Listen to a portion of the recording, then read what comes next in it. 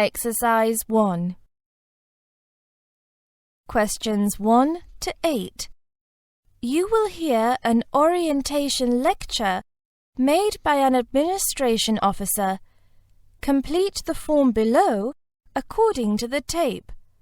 Write no more than 3 words for each answer.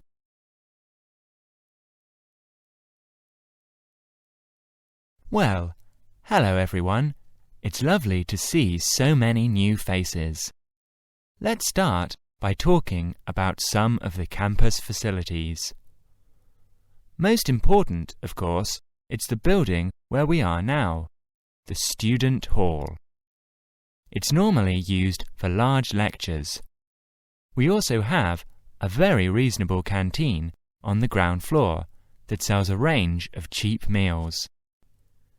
The main faculties on this campus are the departments of microbiology, physics, and medicine. Other departments are at a different site. There is a large, well-equipped library and multimedia centre where you can access the internet. Of interest to many of you might be the Student Union, which organises all the fun extracurricular activities for students. If you have any problem, then you can speak to someone in the Student Welfare Office.